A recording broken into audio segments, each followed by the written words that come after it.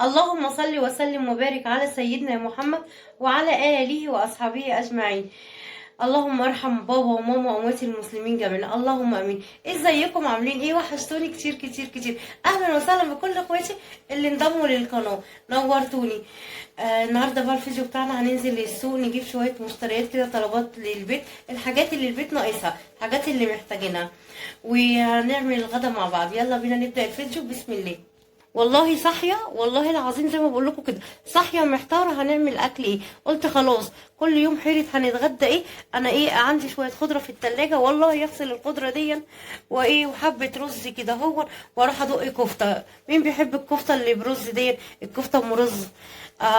هنا معايا، انا بحبش الرز كتير فيها، حتى كوبايه رز واحده بس هدق عليها نص كيلو، نص كيلو لحمه جملي. طبعا الكفته بتتعمل بلحمه جملي.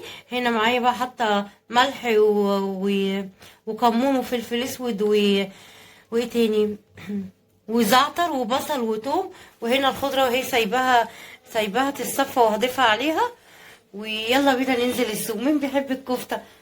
يلا بينا ننزل السوق.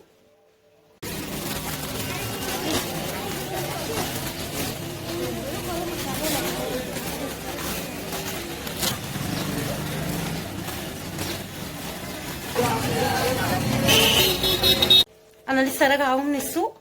نخش بقى ايه، هغير ونخش نفضي المشتريات بتاعتنا.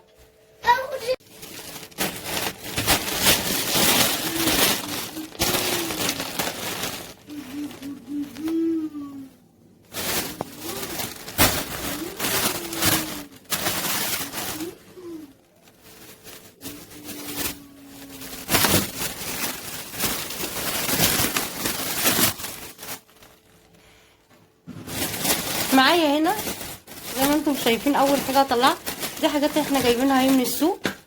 معايا زيت،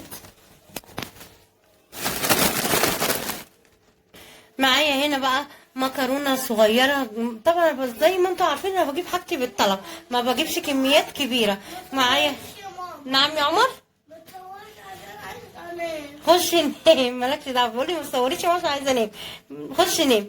معايا هنا مكرونه زي ما شايفين. انا بجيب من كل حاجه كيسين، ما بكترش. بجيب مكرونه مقصوصه، لسان عصفور، شعريه، كيس الفيجيتار دون اللي بنحمر بنعمل بيه التتبيله بتاعت البانيه، ملح، جزر، ازازه زيت، خيار، طماطم. الطماطم حلوه اهي.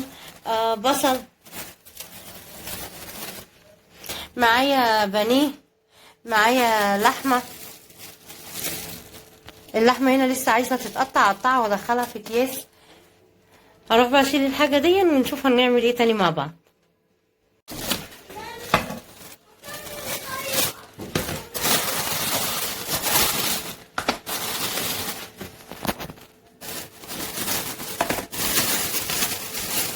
معايا مربى وحلاوه وجبنه وزبادي. تعالوا بقى نحضر ايه بعد كده الغدا مع بعض. دلوقتي بقى نحضر الغدا سوا مع بعض. انا هو دقيت كفته. الكفته هنا هحطها بس في التلاجة عشان لسه ايه طريه. هحطها في التلاجة في التلاجة ساعه كده ولا حاجه تجمد شويه. ومعايا كمان هنا فراوله هقطعها واعملها. بصوا الفراوله جميله ازاي، بسم الله. هقطعها واعمل عصير فراوله جنب الغدا النهارده ان شاء الله. هنا هنضيف الفراوله هي هنضربها، هنضيف السكر حسب المذاق.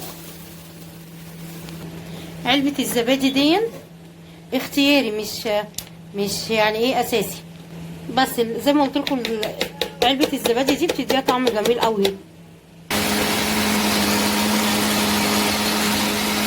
الفراوله اهو جاهز، احطه معايا بقى في التلاجة لحد ايه ما نحضر الغدا ان شاء الله. يلا بينا نعمل الكفته. جهزت زيت وصبعت حبه ونكمل بقى مع بعض. انا كده صبعت الكفته زي ما انتم شايفين. هشغل بقى الزيت عليها واقليها. عايزه اقول لكم اكله جميله. مين ما كانش بيسرق الكفته؟ كلنا واحنا اطفال كنا بنخش المطبخ نسرق الكفته من امهاتنا، صح كده؟ هنا هنحمر الكفته زي ما انتم شايفين كده. بقى هنعمل التسبيكه بتاعه الكفته. هنا قطعت البصل اهو سايباها يتشوح بالسمنه، ونضرب الطماطم.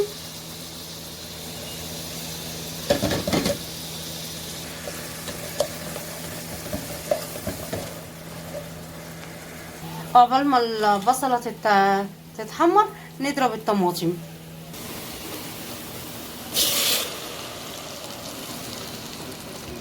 البصلة كده بقت لونها مظبوط، نحط الطماطم. هضيف ملح وفلفل اسود بس، يعني مش عارفه انتوا بتضيفوا زي كده ولا. انا بالنسبه لي ملح وفلفل اسود، لان الكفته وانا بدوقها حاطه فيها كل التوابل. الله، عايزه اقول لكم ان الكفته النص كيلو اداني حبه كتير، كنت فاكره يطلعوا اقل من كده. عايزه اقول لكم بقى والله، الله الله الله، طعمها جميل جدا، اقسم بالله طعمها حلو قوي. الصلصه بتاعتي عايز سبيكه كده، اضيف الكفته عليها.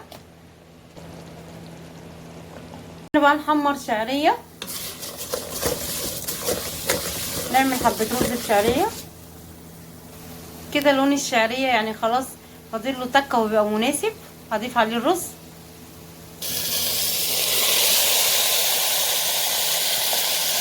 هنضيف الملح.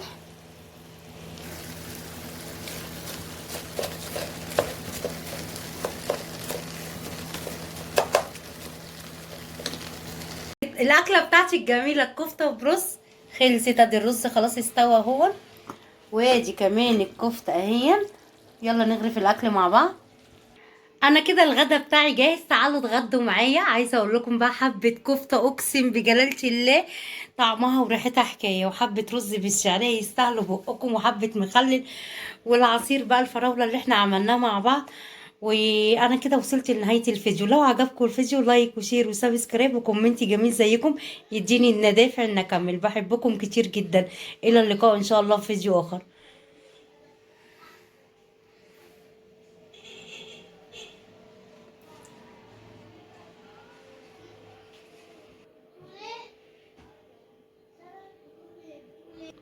باي باي.